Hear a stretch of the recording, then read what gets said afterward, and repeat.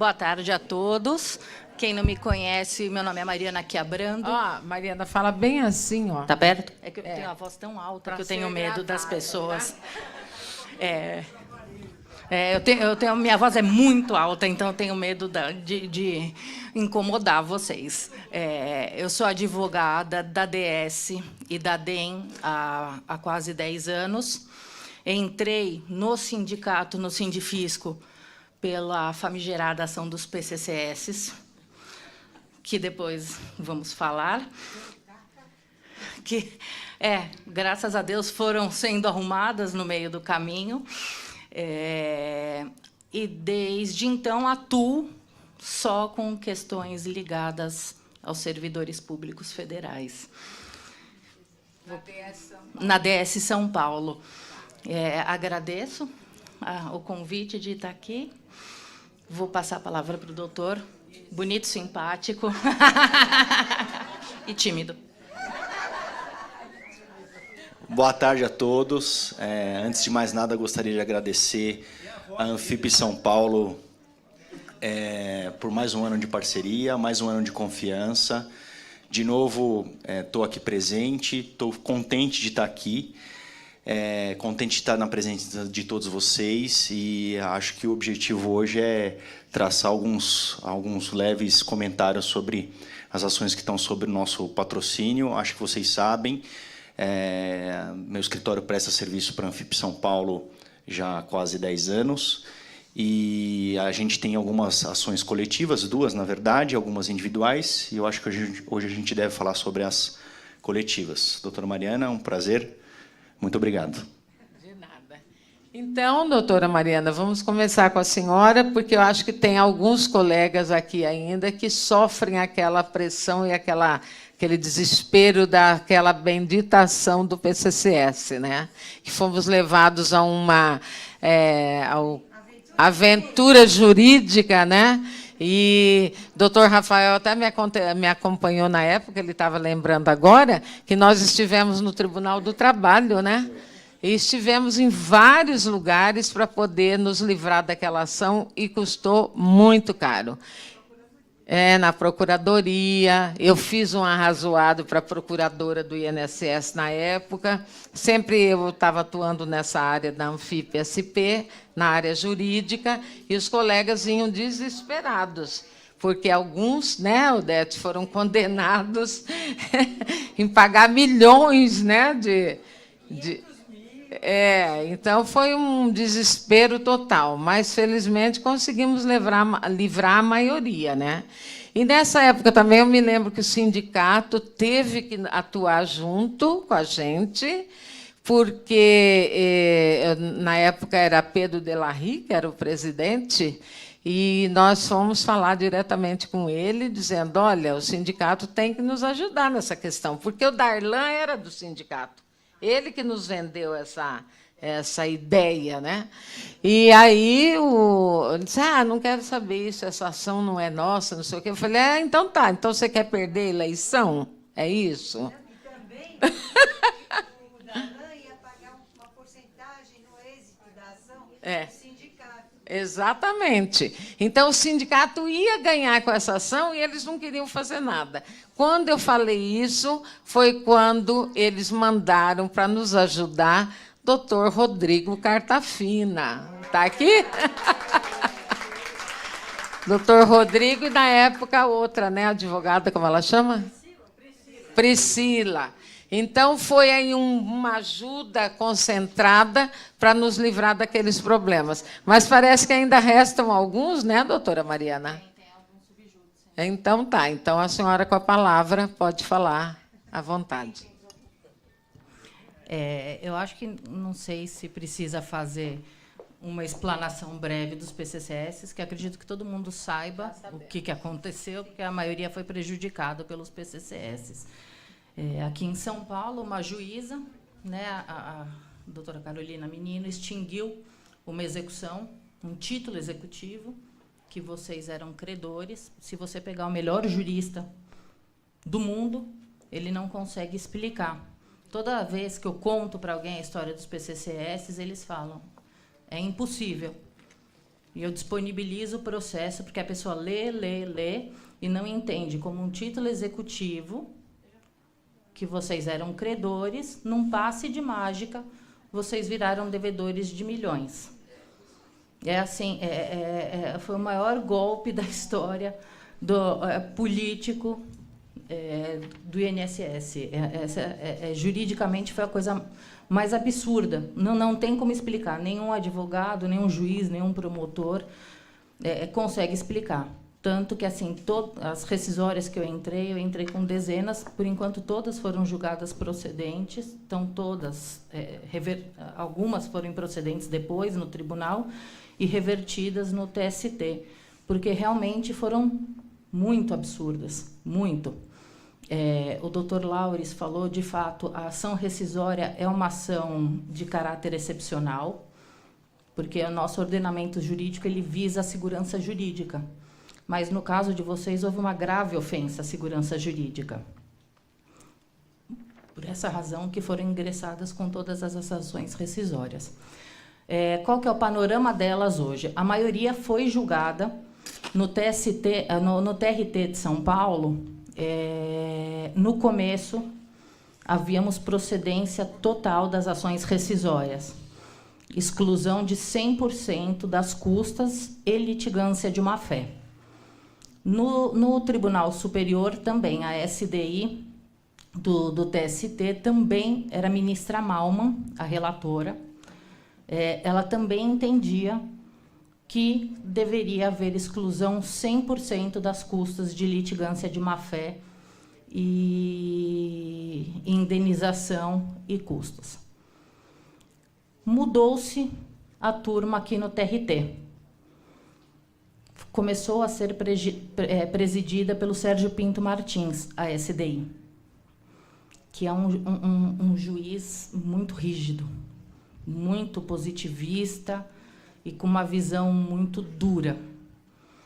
E passou a julgar improcedente as rescisórias.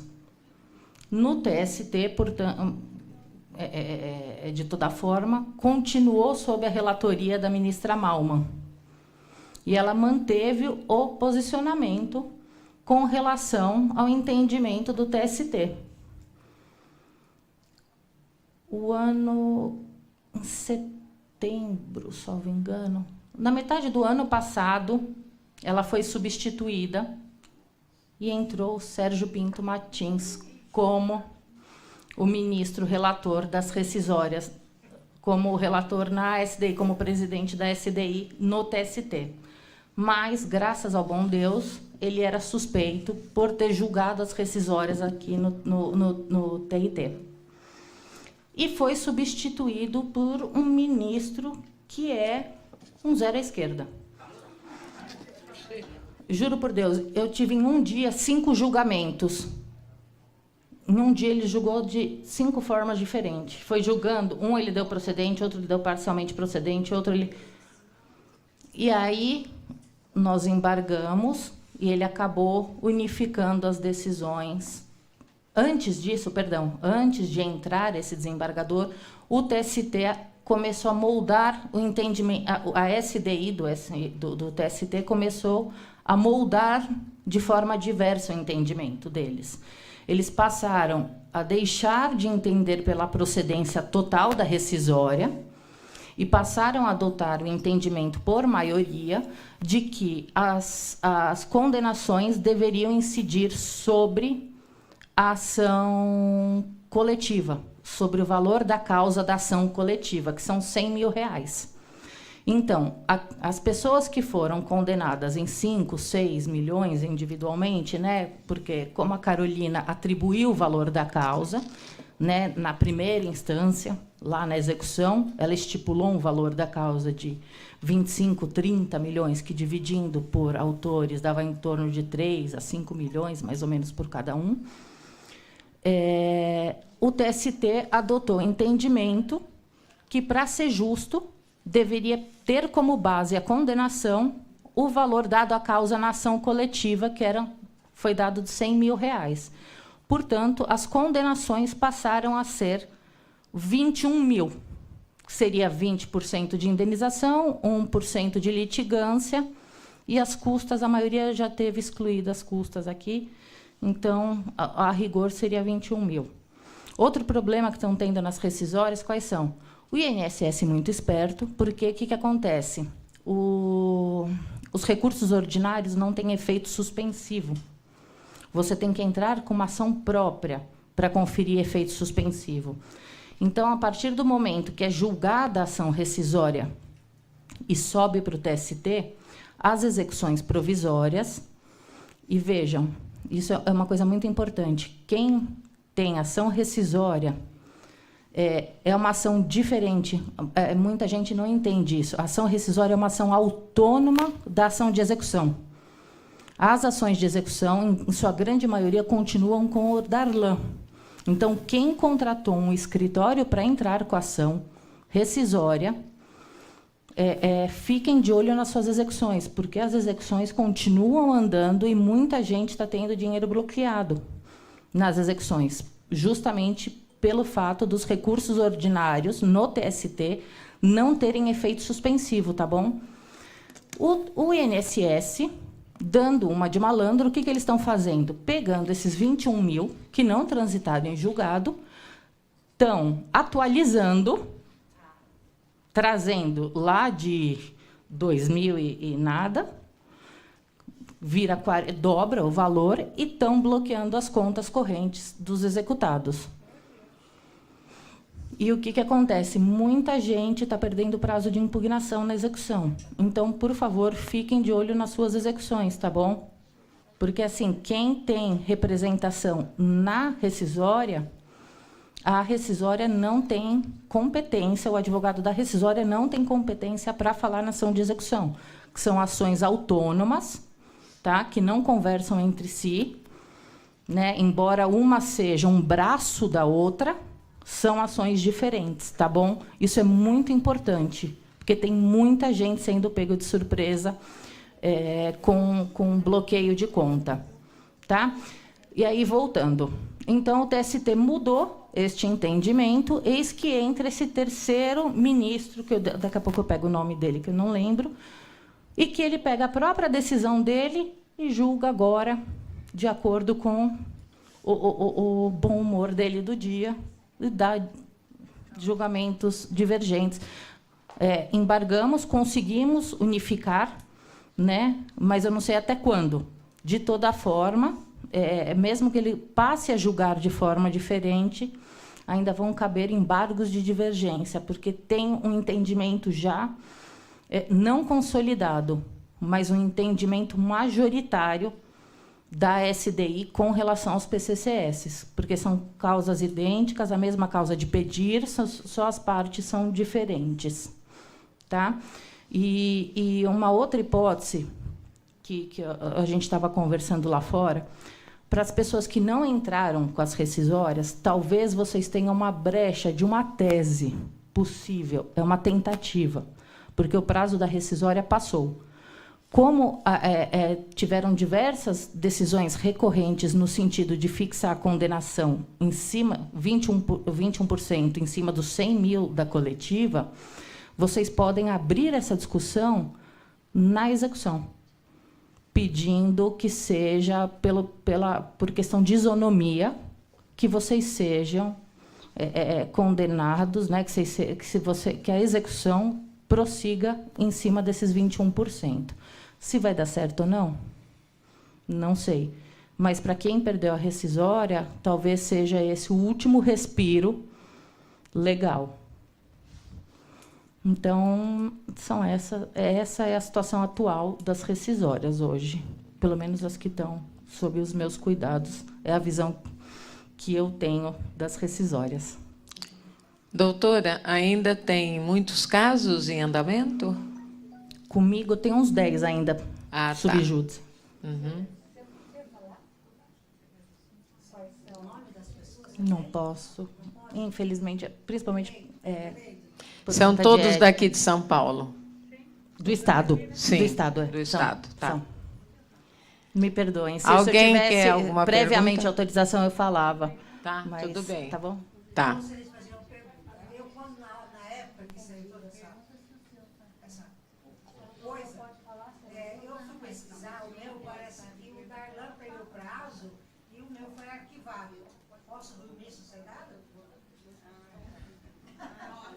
Tem que ver a sua execução. Eles não estão executando. Ele perdeu o prazo e o processo foi arquivado. Se o processo da senhora for arquivado, ótimo. Mas isso não quer dizer que o INSS não possa executar. Tem que ver se eles deram início à execução e, eventualmente, não acharam bens para executar. E, embora que, assim, pelo novo código, agora, 1 ano de arquivamento... Não chegou nem a ser julgado. Ele perdeu o prazo de alguma coisa e foi arquivado. Não chegou a fazer nada. Então já morreu, Solange. Então... Já morreu. Então, por exemplo... Tem um caso aqui da nossa querida Odete, que foi muito emblemático na época, né, Odete? Que ela foi condenada em quantos milhões? Você quer contar um pouco da sua história?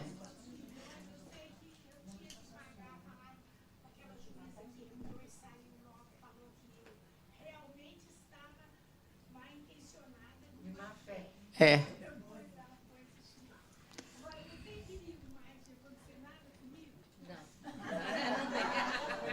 Também já encerrou o seu processo.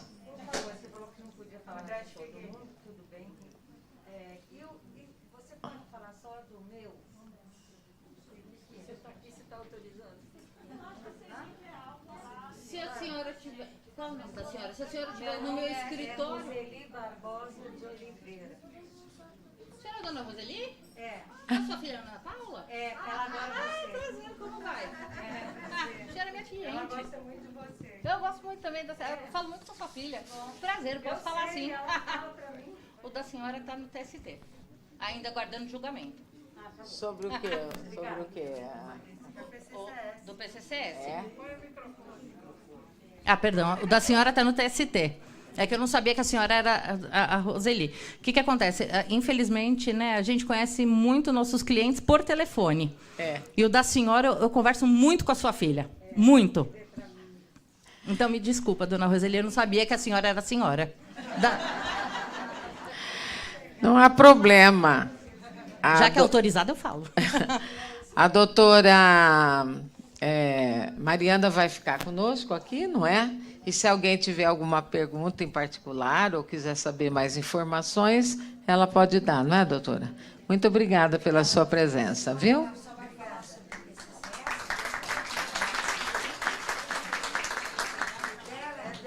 Era só isso, ela pediu um instante para falar sobre isso. Com a palavra, doutor Rafael, fique à vontade, exponha aí as nossas ações. Bom, sobre o meu patrocínio, existem 2 ações coletivas, né? Esse é o objetivo da gente estar conversando aqui hoje. Uma delas, ela é aquela ação que objetiva a equiparação do auxílio alimentação, os auditores fiscais da Receita, com os auditores do Tribunal de Contas da União. Tem toda uma fundamentação legal lá. Esse processo ele foi distribuído em 2013. À época, houve uma discussão sobre o valor da causa. E por que eu vou falar sobre isso? Porque é sobre o valor da causa que, em tese, numa eventual sucumbência para esse tipo de caso, que são calculadas custas, despesas e honorários de advogado.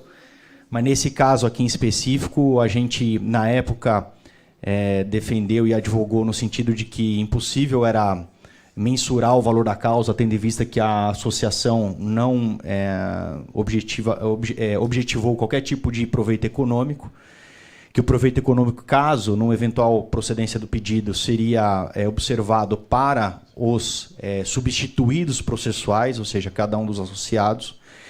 Isso foi objeto de muita discussão, agravo, recurso especial, etc., e depois de muita briga nesse ponto, definiu-se que o valor da causa nessa ação seria de R$10 mil, onde foi acolhido o nosso entendimento e a nossa defesa no sentido de que não havia proveito econômico em benefício da associação. Então, vencida essa parte da questão do valor da causa, teve uma outra questão também que discutia a legitimidade, necessidade de assinatura dos associados com autorização, etc. Aqui também isso foi vencido.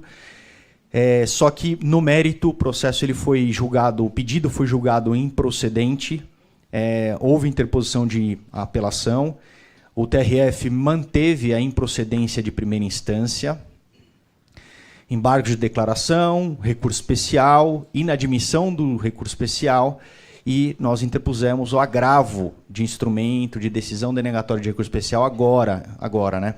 Março de 22. Em termos processuais, isso é recente. Então, dia 23 de março de 2022, a gente entrou com esse agravo de instrumento. Eu quero trazer 3 pontos importantes nesse processo aqui. Bom, primeiro deles, não tem que se falar, caso seja mantido o entendimento até então aplicado, não tem que se falar em sucumbência e nem em custas e despesas para nenhum dos associados, porque está no polo ativo da ação a associação. Então, caso nós tenhamos qualquer tipo de sucumbência, a sucumbência ela seria exigível e suportada pela associação. Então, esse é o primeiro ponto. Segundo ponto, por que eu falei do valor da causa lá no início? Depois de uma longa discussão, manteve-se o valor da causa pequeno, no valor de R$10 mil. Enfim, a Advocacia Geral da União queria que o valor da causa fosse absurdamente alto, né? Porque, numa eventual procedência, o proveito econômico de cada um seria considerável. Mas, enfim, ficou em 10 mil. E hoje o que a gente tem é uma sucumbência de R$1.000 mais custos e despesas, caso a decisão seja mantida tal como apresentada. Margarida falou que eu sou jovem, né, Margarida? Mas, assim, posso falar que talvez eu não tenha tanta experiência quanto os meus colegas que me antecederam aqui, mas eu posso falar que eu tenho 21 anos de umbigo de balcão, né? Umbigo no balcão. Na minha época, quando eu comecei, Margarida, os processos eram físicos ainda, né? Inclusive, vocês, a associação, né, teve uma participação muito ativa, vou voltar um pouquinho, na parte lá do PCCS, eu tive pessoalmente com você lá no TRT, e, enfim, eu sei que vocês têm uma participação bem ativa e tal. Mas, enfim, voltando um pouco mais, eu tenho 21 anos de umbigo no balcão. E nessa minha carreira, eu vi poucos processos darem ou terem resultado favorável quando da interposição desse tipo de recurso, esse agravo de instrumento. Até porque, por uma questão muito lógica, o número de ministros que tem lá no STJ, para o número de processos que chegam lá, até lá para serem julgados, se todos os processos tivessem o mérito enfrentado, os ministros não dariam conta, não fariam mais nada, etc. Então, existem diversas barreiras procedimentais para que o processo, os recursos tenham o mérito apreciado lá, e que, em resumo, eu gostaria de deixar claro que as chances de reversão dessa decisão ela é baixa, tá? Dividindo ali a probabilidade de êxito em remoto, possível e provável, acho que a chance da gente reverter isso é remoto, tá? Bom, então é isso da questão do auxílio alimentação. A gente tem uma outra ação, que é a ação que discutiu o bônus de eficiência. Antes de qualquer coisa, queria deixar claro que, assim, meu escritório patrocinou algumas ações individuais desse bônus de eficiência. E a tese, meus colegas estão aqui presentes aqui, e muitos de vocês são bacharéis em direito também, enfim, conhecem como é que funciona o processo. A tese é exatamente a mesma. A mesma tese que foi utilizada no pedido do processo coletivo é a tese que foi utilizada, pedido e causa de pedir, nos pedidos individuais. Nós ajuizamos dezenas, acredito eu, de pedidos individuais. Nesses pedidos individuais, nós tivemos alguns processos que foram julgados procedentes em primeira instância e outros tiveram a procedência reconhecida em segunda instância. Então, exatamente a mesma causa de pedir, mesmo pedido que foi utilizado nos processos individuais, foi o que foi utilizado no pedido coletivo, tá? Diferentemente do primeiro, no bônus de eficiência, nós, na época, nós tivemos, acho que todos lembram aqui, nós tivemos pessoalmente lá no escritório da Anfip, A gente discutiu ponto a ponto de algumas situações que eu vou chamar que traziam algum tipo de fragilidade para o nosso pedido. Isso foi discutido em algumas e com riqueza em algumas oportunidades, com riqueza de detalhes. E na época decidiu-se pela distribuição do pedido, certo? Coletivo.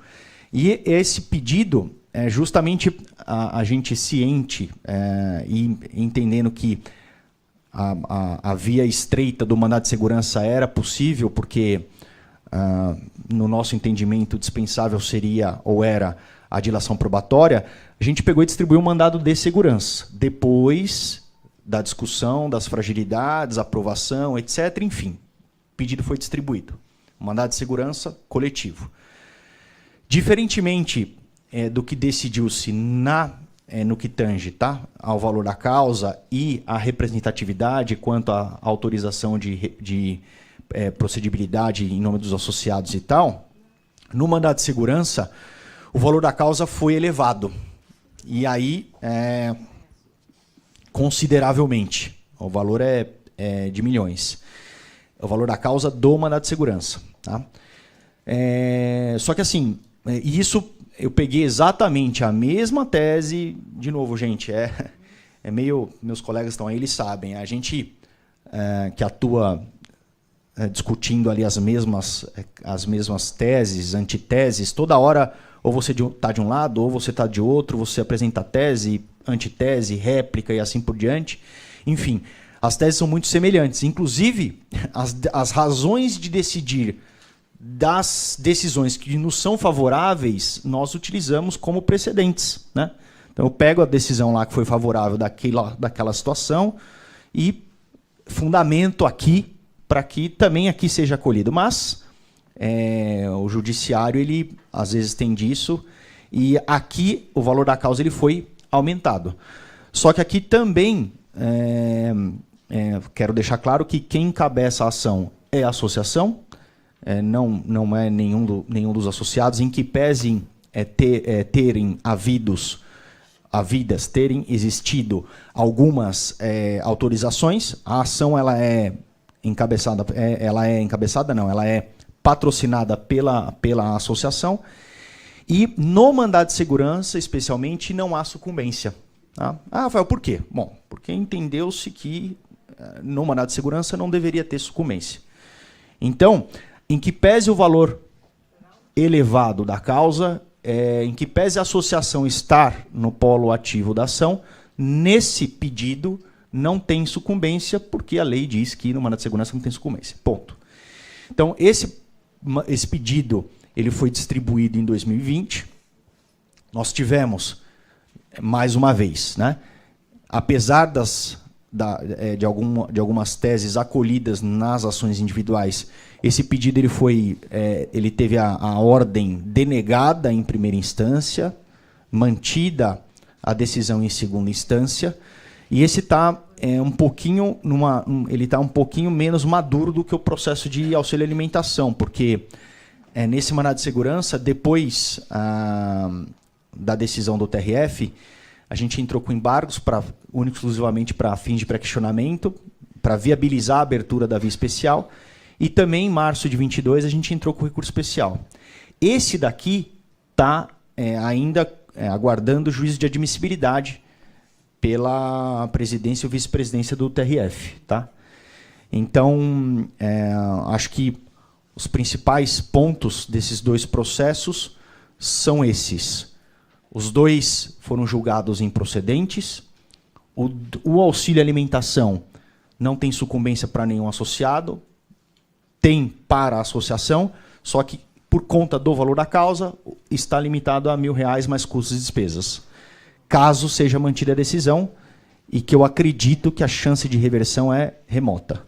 E no bônus de eficiência, por ser um mandado de segurança, não tem sucumbência em prejuízo da associação. Aqui a chance é um pouquinho melhor, porque ainda não teve juízo de admissibilidade do recurso especial. Então, acredito que é isso. Quer dizer, doutor, que Nós não temos nenhuma possibilidade de vencer, principalmente essa segunda do abono de permanência.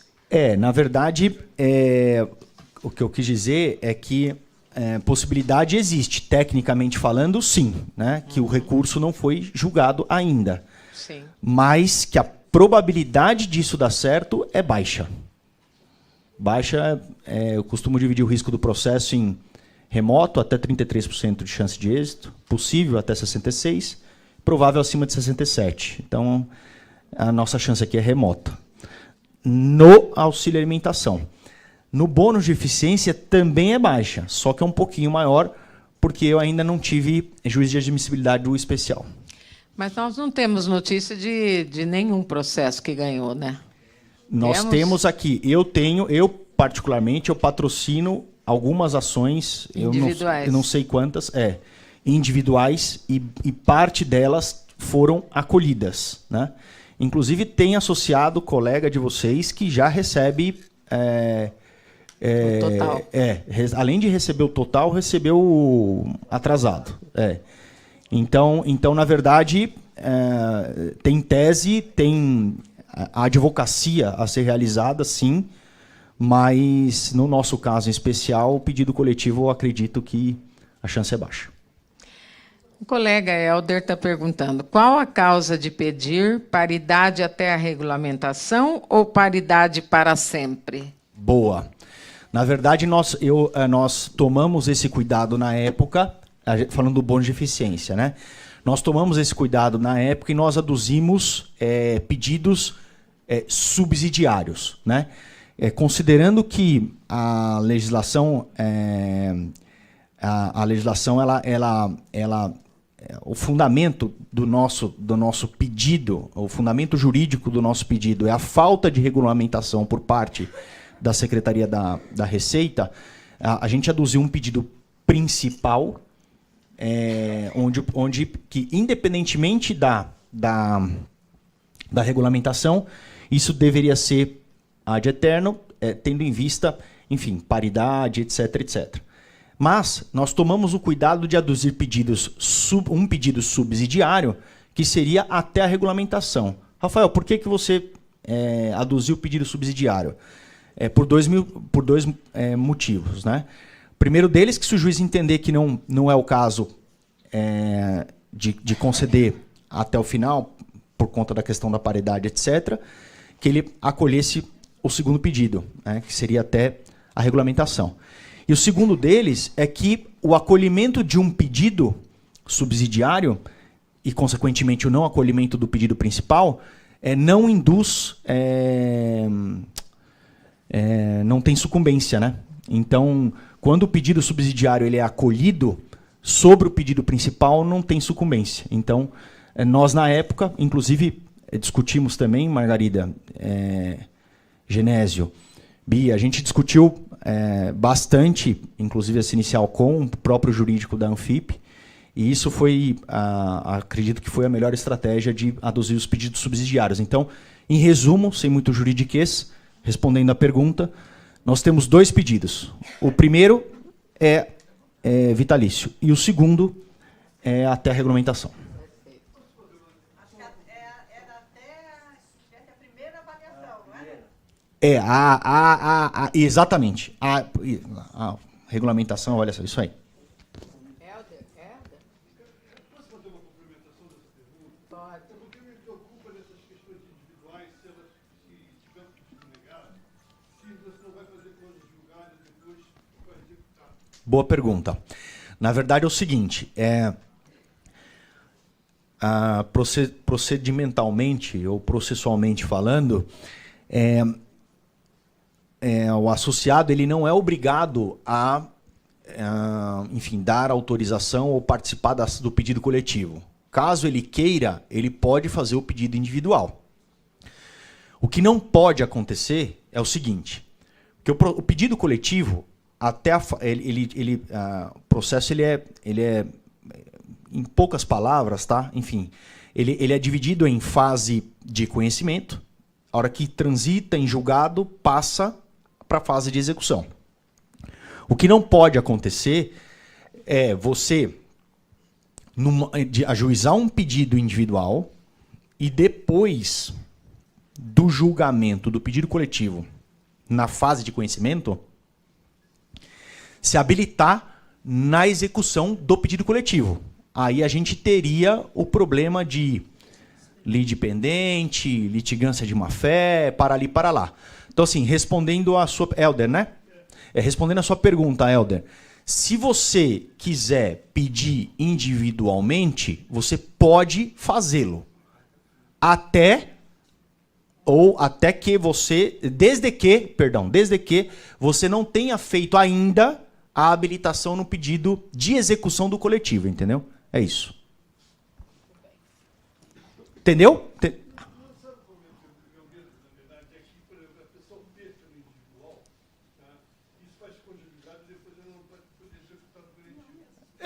Não.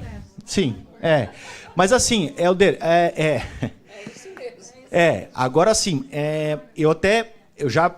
o meu entendimento, eu já passei aqui para o jurídico aqui, para a diretoria da Anfip, eles sabem disso. Uma ação coletiva, um pedido coletivo, ele implica em números maiores do que de um pedido individual. Então, assim, com certeza absoluta, e não é porque... enfim, não é porque o juiz não quer trabalhar, não é nada disso, mas com certeza absoluta, até por questões que tornam o próprio pedido coletivo um pouco mais complexo e que demanda um pouquinho mais de cuidado, de tato, etc., é que um pedido coletivo ele leve mais tempo para ser processado, tá, do que um pedido individual. É por isso que, no nosso caso aqui, a gente tem um pedido coletivo que ainda não transitou em julgado, e já tem pedidos individuais que tiveram trânsito em julgado. Então, em resumo, é isso.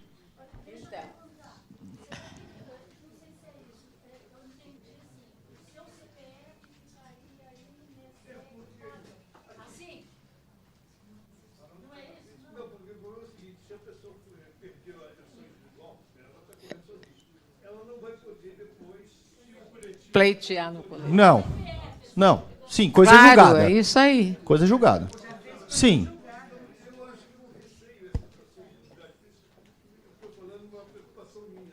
Sim. É a opção de cada um, né? Eu acho que assim... E ao contrário, doutor, perde a coletiva e pode depois entrar com a individual? A resposta é sim, desde que, mais uma vez, sublinhado em letras garrafais, desde que não tenha havido ainda habilitação no coletivo. Na execução do coletivo. Tá. Se perdeu no coletivo, porque assim, a pessoa não está lá no polo ativo da ação. Quem está no polo ativo é a associação. Sim. Se a associação perdeu a ação, o associado, desde que observados prescrição, etc., né, ele pode fazer individualmente. Certo. Mas se ele fez individualmente. E perdeu, Dançou. acabou.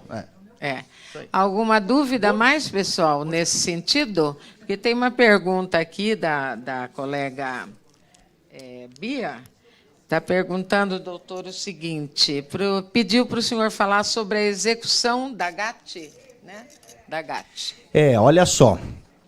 Eu estava até batendo um papo com a Jamile na hora do almoço, e a gente deu uma pincelada sobre esse assunto. Existem algumas aberrações jurídicas que a gente fica realmente de cabelo branco, né? Eu já estou começando a ficar de cabelo branco já. Tem alguns. Porque assim, vou traçar em poucas palavras. Foi concedida... Bom, a GAT, a gente fez um cumprimento de sentença, na verdade, veio para nós aqui. A gente se habilitou num pedido coletivo e nós fizemos o cumprimento de sentença, não sei quantas. Processo que não era nosso, exatamente. Mas até aí tudo bem. Também foi discutido os calcanhares de Aquiles aí desse pedido. Mas, enfim, nós fizemos o ajuizamento de não sei quantas execuções. Isso. E no curso dessa distribuição desses pedidos, houve a concessão de uma medida liminar numa ação rescisória no STJ para falar o seguinte: olha, enquanto eu discuto aqui se é o caso ou não de suspensão, de julgar procedente ou não o pedido rescisório e tal, eu concedo uma liminar para impedir, bem claro, tá? O levantamento dos valores. O levantamento dos valores. Não é andamento dos processos, é o levantamento dos valores. Então, quando a gente interpreta essa decisão e eu pratico advocacia nesses processos justamente nesse sentido, eu pego lá, coloco letras garrafais, sublinhado, negrito e tal, e falo, olha, é levantamento do dinheiro. Só que até ter o levantamento do dinheiro, você tem toda uma tramitação. Intimação do INSS, impugnação, réplica, cálculos, impugna cálculos, homologa cálculos, recurso, transita e julgado, expede requisitório, paga requisitório, não sei quanto tempo mais para pagar. Enfim, se você lê lá a decisão, é levantamento dos valores. E aí o que acontece? Como a gente tem inúmeras execuções, e nesse caso, nessa matéria em específico, ele está sendo julgado pela segunda e pela terceira turma do TRF. Tá? A segunda turma do TRF vem na nossa. Então ele vem e comprou a nossa advocacia e falou, olha, realmente é levantamento dos valores e tal, então até o levantamento, o negócio tem que rodar. Tem que ter perícia, tem que ter sentença, tem que ter recurso, balalá, balalá. Enfim, já a terceira turma do mesmo tribunal entende que não, que essa decisão ela implica na suspensão do andamento da GAT propriamente dito. Então, assim, nós temos algumas execuções de GAT que caíram na segunda turma, portanto, o processo está rodando. E outras caíram na terceira turma. Consequentemente, o processo está suspenso. O que eu quero deixar claro é o seguinte. Para esse caso em específico da execução da GAT, ao mesmo teor dos entendimentos diversos da segunda e da terceira turma aí, os processos, a gente apresenta um valor sempre acima de 700, 600 mil reais e tal. O INSS geralmente apresenta o valor de 120, 150 mil, muita disparidade, muita diferença entre os valores. E aí a gente pega e pede para que esse cálculo seja reavaliado pelo contador judicial. Então existe um cara formado em contábeis que faz concurso público, que trabalha no fórum e que trabalha com esse tipo de cálculo. Bom, parte dos contadores, especialmente dos contadores dos interiores aí, eles acolhem integralmente o que a gente defende e geralmente acham pequenas diferenças ali de 5%, 10% e tal, e aí com a concordância de cada um dos associados a gente acaba concordando, etc. Já os contadores aqui de São Paulo, eles têm um outro entendimento e estão jogando os valores bem abaixo. Em resumo, o que se discute?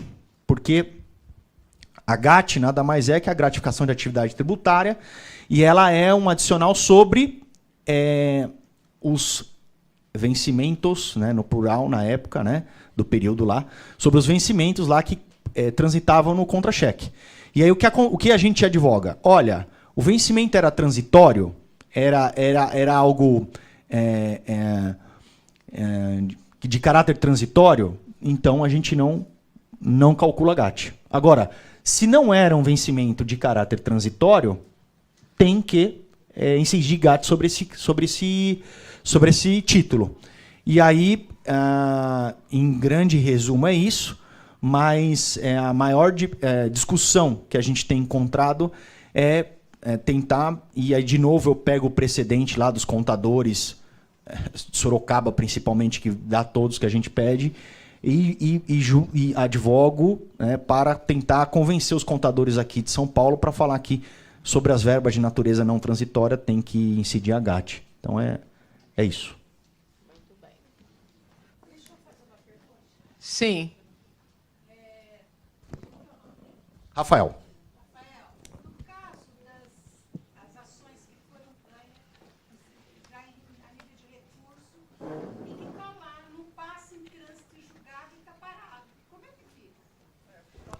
Era o que a gente estava, que os meus colegas falaram aqui um pouco antes, né? Também tive a oportunidade de falar isso com a Jamile lá no almoço, a gente trouxe esse assunto também. Existe um órgão de natureza administrativa e não judicial chamado CNJ, Conselho Nacional de Justiça. Em resumo, esse CNJ ele é formado por juízes, né? E o objetivo do CNJ é fiscalizar o bom andamento do judiciário. Então, tecnicamente falando, tudo num plano teórico, né? Num plano acadêmico, né? Num plano acadêmico, teoricamente falando, o juiz embaçou muito, desculpa usar o termo, mas sentou em cima do processo, petiçãozinha, CNJ, ó, juiz, o CNJ, juiz fulano de tal lá, tá não sei quanto tempo com o meu processo e tal. Tecnicamente falando, isso é possível ser feito? Sim. A lei permite? Permite. Mas tem um porquê. Tem um porquê. E eu vou te falar o porquê. Eu acho que também não tenho, como eu já falei, não tenho tanta experiência quanto os meus colegas, mas o que eu tenho visto é que a advocacia de balcão, aquela que você vai lá, pega a pastinha debaixo do fórum, chega lá, fulano, estou precisando da tua ajuda, tá parado, me ajuda aqui. Ela tem o maior efeito do que se você ir lá no CNJ, porque assim, você vai arrumar um problema, mais um processo para o juiz se defender administrativamente lá e tal. E na verdade é o seguinte, vamos ser bem prático e bem objetivo, teu processo vai ficar com a estrelinha lá, entendeu? Ele tem 10 mil processos, só o Rafael pediu o CNJ. Pronto, vai uma estrelinha em cima do processo, entendeu? Então eu acho que a advocacia de balcão ela tem maior validade. Não tem perigo de, por exemplo, ficar 2 anos sem trânsito julgado, isso cair numa rescisória? Olha, então, na verdade o prazo para um pedido rescisório passa a contar do trânsito de julgado. Então, esse é a primeira situação. Só há que se falar em prazo para um pedido rescisório depois do trânsito de julgado. Até o trânsito de julgado, não há que se falar em pedido rescisório. Enquanto não for passado o trânsito de julgado, a União pode recorrer? Dependendo, sim. Existem inúmeros recursos previstos pela legislação processual e, obviamente, que... que, assim, de 2015 para cá, o Código de Processo foi alterado em sua essência. Hoje, o objetivo é dar maior celeridade para o andamento do processo. Essa é a ideia. Então, cada recurso que você interpõe tem majoração de honorários e tem possibilidade de condenação e multa por recurso protelatório. De novo, no plano acadêmico é lindo. Eu falaria aqui o dia todo aqui sobre... mas, na prática... os recursos são inúmeros, entendeu? Enfim, até que esgotados todos os recursos cabíveis, a resposta é sim, pode ter sim recurso. Rafael, havia uma discussão inicial sobre o período da GAT. Sim, o período em que nós não estávamos ainda na Receita. Sim. A gente receberia essa GAT e o período posterior... Aí também tem uma outra situação. De novo, a gente tomou o cuidado de aduzir pedidos subsidiários, onde alguns deles, a gente individualmente, eu falei com cada um dos interessados e peguei uma autorização expressa e um de acordo expresso em cada um dos cálculos. Mas que, em resumo, é o seguinte, para quem aceitou pedir antes de virar receita, super receita, a gente fez. E teve gente que decidiu falar o seguinte, olha, eu não quero correr o risco, então pede só do período de super receita para cá. E assim foi feito também. Então a gente tem as duas situações. Tem quem autorizou e pediu do período anterior à criação da super receita e tem quem falou, não, eu quero só super receita para cá. E as decisões? Você já tem decisões considerando o período todo? Tem os dois tipos de decisões? Tem os dois tipos de decisão, mas a maioria delas é pelo período integral. E qual é o fundamento e qual é o fundamento jurídico para isso? É que o benefício foi reconhecido à classe, né?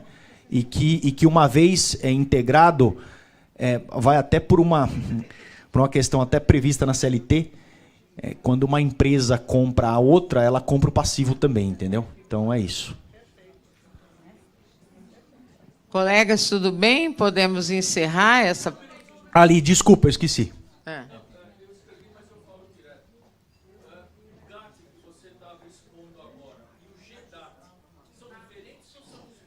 Diferente. São diferentes e a GEDAT não está sob o meu patrocínio.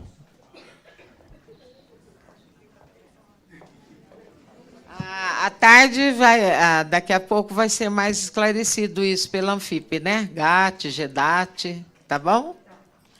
Então, tá? Tudo bem com o doutor Arcari Brito? Então... Só uma pergunta.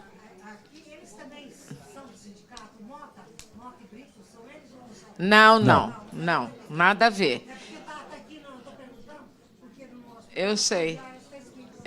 Não, doutor Arcari Brito é daqui de São Paulo e ele presta assessoria para a Anfip-SP. E toda vez que tem processos particulares, a gente indica para o senhor, né? Temos essas coletivas que, infelizmente, não estão progredindo, né? Não estão no melhor cenário possível. Mas as individuais têm alcançado algum sucesso, né, doutor? Sim, sim. Na verdade, os pedidos individuais, na sua grande maioria, exceto o bônus de eficiência, que tem alguns casos cujas fragilidades foram discutidas previamente, mas o aproveitamento dos pedidos tem sido considerável. Ok. Chegou a entrar com alguma no bônus do juizado especial? Sim, ganhamos. Ganhamos. Hã? Já julgou. Já. É amigo nosso, ganhamos. Está recebendo. Que bom. Não necessariamente. Não tem unificação. Então, doutor, muito obrigada por atender o nosso convite, ter vindo até aqui. É sempre um prazer, né, a gente estar juntos. E vamos ver se a gente vai ter mais sucesso daqui para frente. Antes de finalizar, mais uma vez fica o meu agradecimento aqui para toda a diretoria da Anfip São Paulo, Genésio, Bia, Margarida,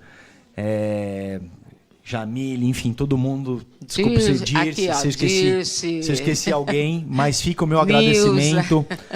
Agradeço pela confiança, agradeço pela oportunidade. E é sempre um prazer estar aqui com vocês e espero estar aqui outras vezes. Se Deus quiser.